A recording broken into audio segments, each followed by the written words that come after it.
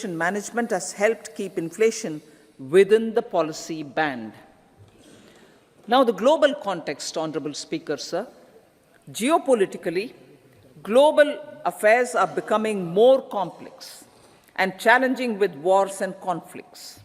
Globalization is being redefined with reshoring and friendshoring, disruption and fragmentation of supply chains, and competition for critical minerals and technologies. A new world order is emerging after the COVID pandemic. India assumed the G20 presidency during very difficult times for the world.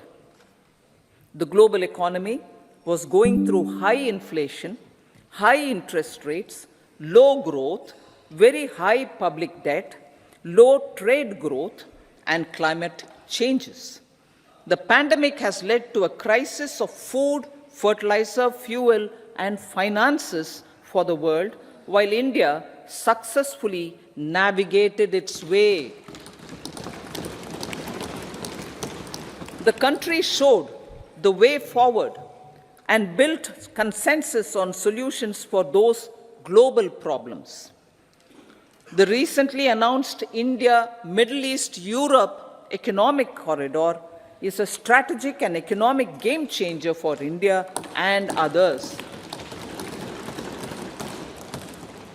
In the words of Honorable Prime Minister, the corridor, and I quote, will become the basis of world trade for hundreds of years to come, and history will remember that this corridor was initiated on Indian soil, unquote. Vision for Vikasit Bharat. Our vision for Vikasit Bharat is that of prosperous Bharat in harmony with nature, with modern infrastructure, and providing opportunities for all citizens and all regions to reach their potential. With confidence arising from strong and exemplary track record of performance and progress, earning Sabka Vishwas, the next 5 years will be years of unprecedented development and golden moments to realize the dream of developed India by 2047.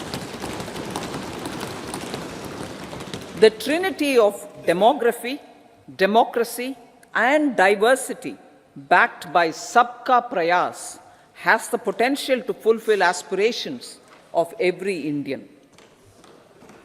As Honorable Prime Minister in his Independence Day address to the nation mentioned, I quote, there is no dearth of opportunities, as many opportunities as we want.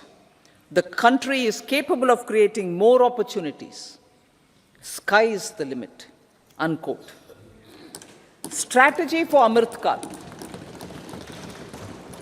Our government will adopt economic policies that foster and sustain growth, facilitate inclusive and sustainable development, improve productivity, create opportunities for all, help them enhance their capabilities, and contribute to generation of resources to power investments and fulfill aspirations.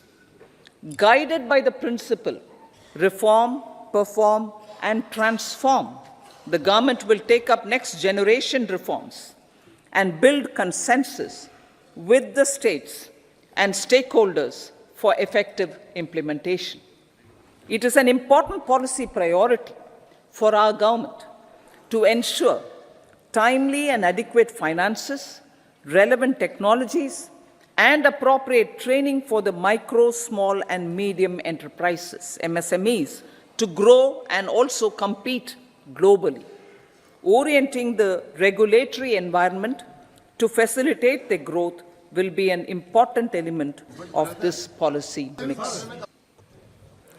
Aligning with the Panchamrit goals, our government will facilitate sustaining high and more resource-efficient economic growth. This will work towards energy security in terms of availability, accessibility, and affordability. For meeting the investment needs, our government will prepare the financial sector in terms of size, capacity, skills, and regulatory framework. Aspirational Districts Program. Our government stands ready to assist the states in faster development of aspirational districts and blocks, including generation of ample economic opportunities. Development of the East. Our government will pay utmost attention to make the eastern region and its people a powerful driver of India's growth.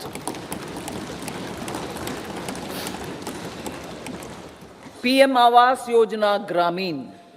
Despite the challenges due to COVID, implementation of PM Awas Yojana Grameen continued, and we are close to achieving the target of 3 crore houses. 2 crore more houses will be taken up in the next 5 years to meet the requirement arising from increase in the number of families. Rooftop solarization and Muft Bijli. Through rooftop solarization, 1 crore households will be enabled to obtain up to 300 units free electricity every month. This scheme follows the resolve of Honorable Prime Minister on the historic day of consecration of Sri Ram Mandir in Ayodhya.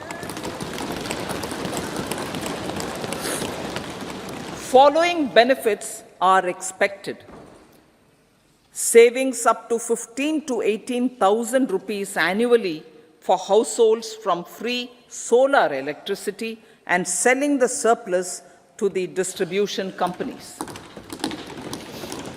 Charging of electric vehicles. Entrepreneurship opportunities for a large number of vendors for supply and installation. Employment opportunities for the youth with technical skills in manufacturing, installation, and maintenance. Housing for middle class. Our government will launch a scheme to help deserving sections of the middle class, and I quote from Honorable Prime Minister's words, living in rented houses or slums or chawls and unauthorized colonies, unquote, to buy or build their own houses. Medical colleges. Several youth are ambitious to get qualified as doctors. They aim to serve our people through improved healthcare services. Our government plans to set up more medical colleges by utilizing the existing hospital infrastructure under various departments. A committee for this purpose will be set up to examine the issues and make relevant recommendations. Cervical cancer vaccination. Our government will encourage vaccination for girls in the age group of 9 to 14 years for prevention of cervical cancer. Maternal and child health care. Various schemes for maternal and child care will be brought under one comprehensive program for synergy in implementation. Upgradation of Anganwadi centers under Saksham Anganwadi and Poshan 2.0 will be expedited for improved nutrition delivery, early childhood care, and development. The newly designed U-Win platform for managing immunization and intensified efforts of Mission Indradhanush will be rolled out expeditiously throughout the country. Ayushman Bharat. Healthcare cover under Ayushman Bharat scheme will be extended to all ASHA workers, to all Anganwadi workers and helpers. Agriculture and food processing. The efforts of value addition in agriculture sector and boosting farmers' incomes will be stepped up.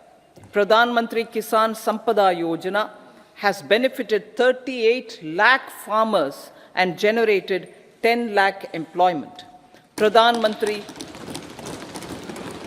Pradhan Mantri Formalization of Micro Food Processing Enterprises Yojana has assisted 2.4 lakh SHGs and 60,000 individuals with credit linkages.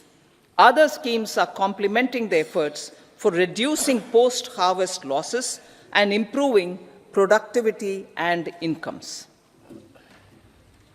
For ensuring faster growth of the sector, our government will further promote private and public investment in post-harvest activities, including aggregation, modern storage, efficient supply chains, primary and secondary processing and marketing and branding. Nano DAP. After the successful adoption of nano urea, application of nano DAP on various crops will be expanded in all agroclimatic zones. Atmanirbhar Oil Seeds Abhiyan. Building on the initiative announced in 2022, a strategy will be formulated to achieve Atmanirbharta for oil seeds such as mustard, groundnut, sesame, soya bean, and sunflower. This will cover research for high-yielding varieties, widespread adoption of modern farming techniques, market linkages, procurement, value addition, and crop insurance. Dairy development. A comprehensive program for supporting dairy farmers will be formulated. Efforts are already on to control foot and mouth disease. India is the world's largest milk producer with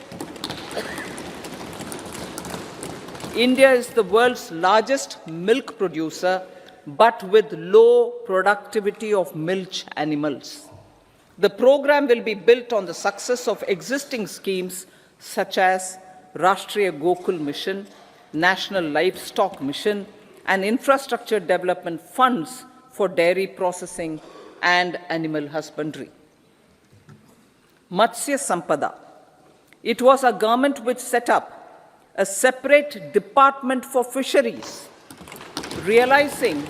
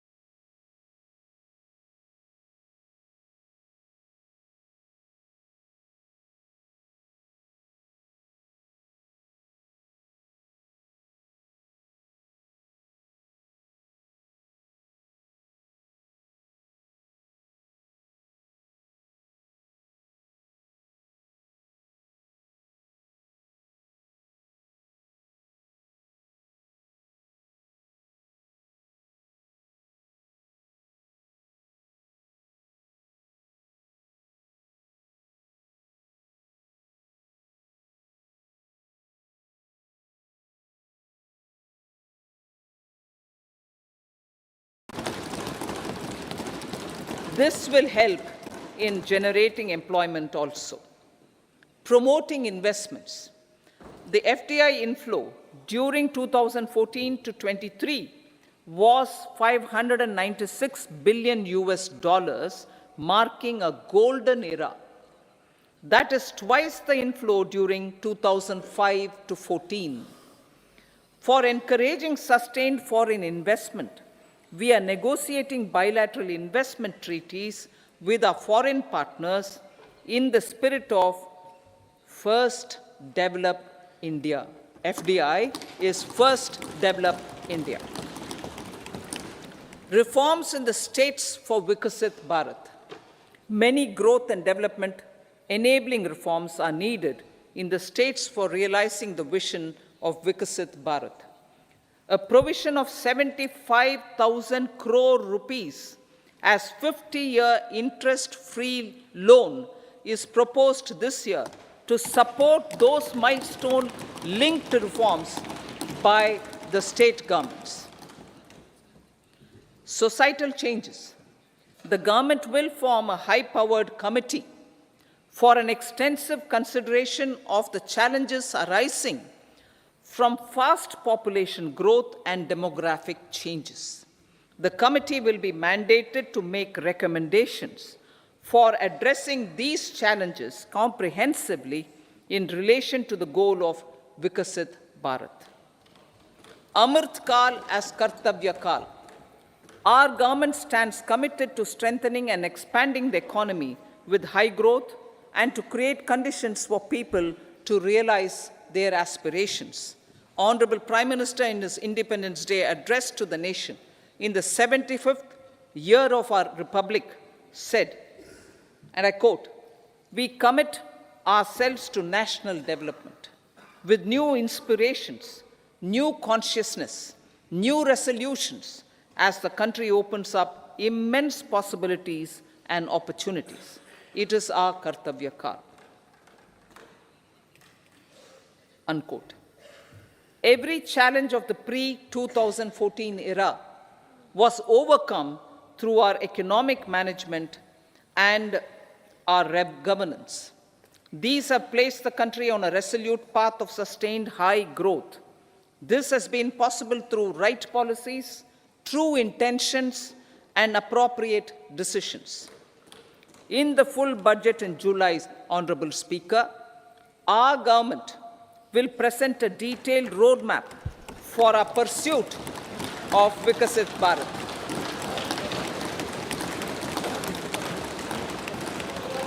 Revised estimates of 2023-24. The revised estimate of the total receipts other than borrowings is 27.56 lakh crores of rupees, of which the tax receipts are 23.24 lakh crore rupees. The revised estimate of total expenditure is 44.90 lakh crore rupees. The revenue receipts at 30.3 lakh crore rupees are expected to be higher than the budget estimate, reflecting strong growth momentum and formalization in the economy. The revised estimate of the fiscal deficit is 5.8% of GDP, improving on the budget estimate, notwithstanding moderation in the nominal growth estimates. Budget estimates for 2024-25. Coming to the year 2024-25, the total receipts other than borrowings and total expenditure are estimated at 30.80 and 47.66 lakh crore rupees respectively. The tax receipts are estimated at 26.02 lakh crore rupees. The scheme of 50-year interest-free loan for capital expenditure to states will be continued this year with an outlay of 1.3 lakh crore rupees. We continue on the path of fiscal consolidation, as announced in my budget speech of 2021-22, to reduce fiscal deficit below 4.5% by 25-26. The fiscal deficit in 2024-25 is estimated to be 5.1% of GDP, adhering to that path.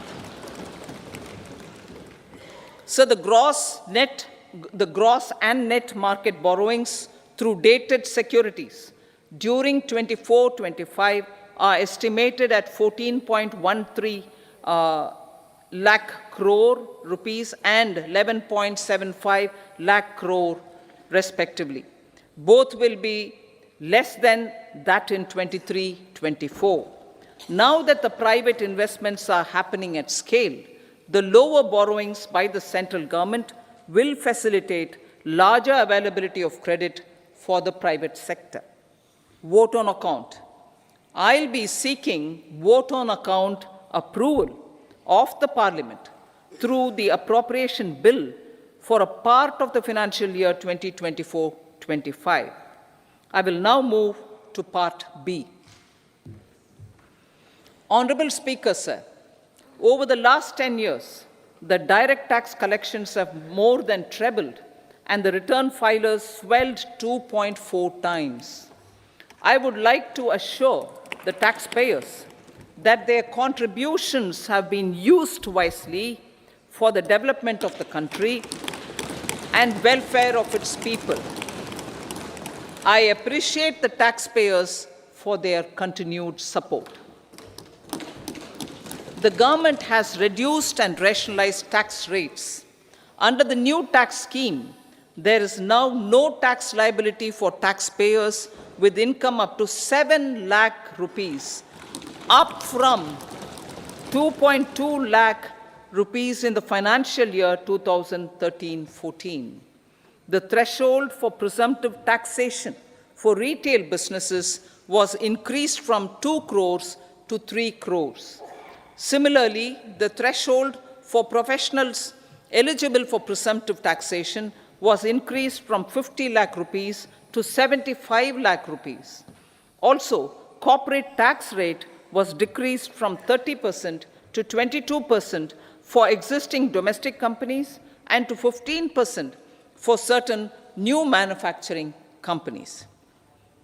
Honorable Speaker, sir, in the last 5 years, our focus has been to improve taxpayer services. The age-old jurisdiction-based assessment system was transformed with the introduction of faceless assessment and appeal, thereby imparting greater efficiency, transparency, and accountability. Introduction of updated income tax returns, a new Form 26AS, and pre-filling of tax returns have made filing of tax returns simpler and easier. Average processing time of returns has been reduced from 93 days in the year 2013-14 to a mere 10 days this year, thereby making refunds faster. Indirect taxation. By unifying the highly fragmented indirect tax regime in India, the GST has reduced the compliance burden on trade and industry. The industry has acknowledged the benefits of GST. According to a recent survey, conducted by a leading consulting firm, 94% of industry leaders view the transition to GST as largely positive. According to 80% of the respondents, it has led to supply chain optimization, as elimination of tax arbitrage and octroi has resulted in disbanding of checkposts at the state and city boundaries. At the same time, tax base of GST more than doubled, and the average monthly gross GST collection has almost doubled to 1.66 lakh crores this year. States too have benefited. States' SGST revenue, including compensation released to states in the post-GST period of 2017-18 to 2022-23, has achieved a buoyancy of 1.22. In contrast, the tax buoyancy of state revenues from subsumed taxes in the pre-GST four-year period of 2012-13 to 2015-16 was a mere 0.72. The biggest beneficiaries are consumers, as reduction in logistic cost and taxes have brought down prices of most goods and services. We have taken a number of steps in customs to facilitate international trade. As a result, the import release time declined by 47% to 71 hours at inland container depots, by 28% to 44 hours at air cargo complexes, and by 27% to 85 hours at seaports over the last 4 years since 2019, when the national time release studies were first acted. Tax proposals. As for tax proposals, in keeping with the convention, I do not propose to make any changes relating to taxation and propose to retain the same tax rates for direct and indirect taxes, including import duties. However, certain tax benefits to startups and investments made by sovereign wealth or pension funds, as also tax exemption on certain income of some IFSC units, are expiring on 31/3/2024. To provide continuity in taxation, I propose to extend the date to 31/3/2025. Moreover, in line with our government's vision to improve ease of living and ease of doing business, I wish to make an announcement on non-verified, non-reconciled, or disputed direct tax demands, many of them dating as far back as 1962, which continue to remain on the books, causing anxiety to honest taxpayers and hindering refunds of subsequent years. Honorable Speaker, sir, I propose to withdraw such outstanding direct tax demands up to 25,000 rupees pertaining to the period up to financial year 2009-10 and up to 10,000 rupees for financial years 2010-11 to 2014-15. This is expected to benefit about 1 crore taxpayers. 1 crore taxpayers would benefit out of this. Economy then and now. In 2014, when our government assumed the reins, the responsibility to mend the economy step by step and to put the governance systems in order was enormous. The need of the hour was to give hope to the people, to attract investments, and to build support for the much-needed reforms.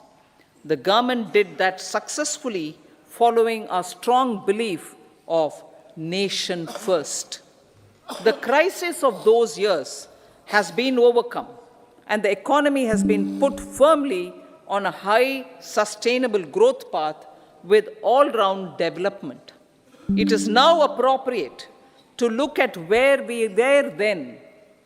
I repeat, it is now appropriate to look at where we were then till 2014 and where we are now, only for the purpose of drawing lessons from the mismanagement of those years. The government will lay a white paper on table of the House.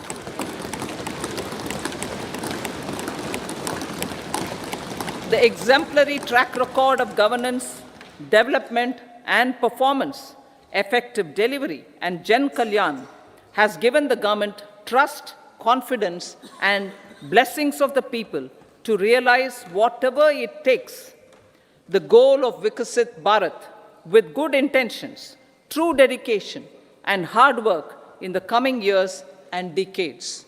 With this, Honorable Speaker, I commend the interim budget to this august House. Jai Hind.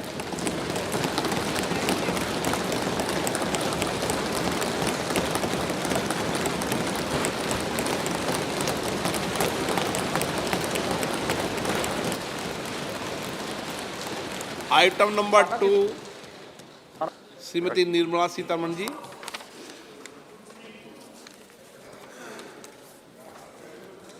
So, with your permission, I rise to lay on the table the following statements under Section 3(1) of the Fiscal Responsibility and Budget Management Act 2003, Medium-Term Fiscal Policy cum Fiscal Policy Strategy Statement, and Macroeconomic Framework Statement. Item number 3, Srimati Nirmala Sitharaman ji. Sir, with your permission, I rise to move for leave to introduce the Finance Bill 2024. प्रश्न ये है कि विधेयक को पुनर्स्थापित करने की अनुमति प्रदान की जाए। जो सदस्य इसके पक्ष में हाँ कहें, जो सदस्य विरोध में ना कहें। मेरे विचार में निर्णय हाँ वालों के पक्ष हुआ, हाँ वालों के पक्ष हुआ। माननीय मंत्री जी विधेयक को पुनर्स्थापित करें। Sir, I introduce the bill. सभा की कार्रवाई शुक्रवार दिनांक 2 फरवरी 2024 को प्राप्त 11 बजे तक के लिए स्थगित की जाती है।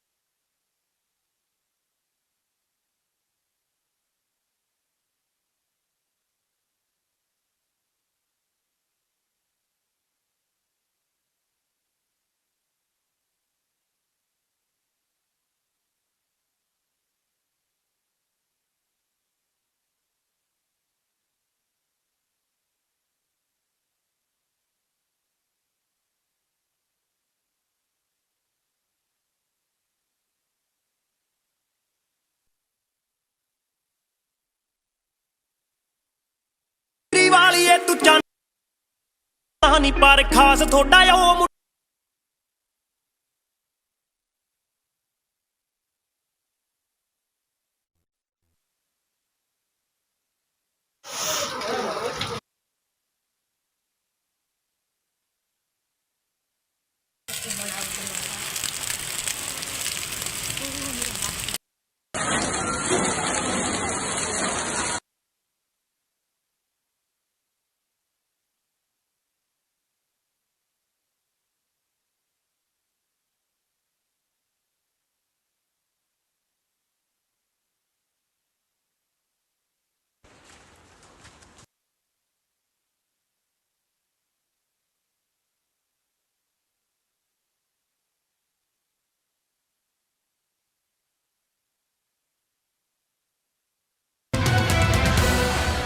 What is GDP? GDP, or Gross Domestic Product, is total market value of all final goods and services produced in the country over a period of time, usually 1 year. Increasing GDP or GDP growth rate indicates the overall health of the economy.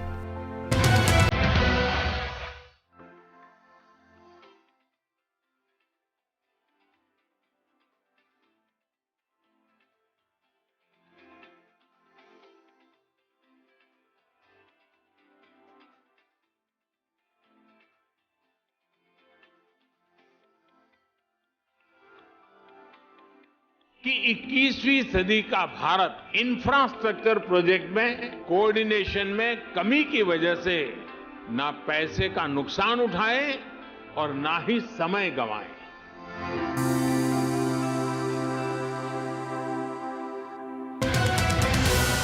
What is fiscal deficit? When government's revenues from various sources fall short of its entire expenditure, it has to borrow money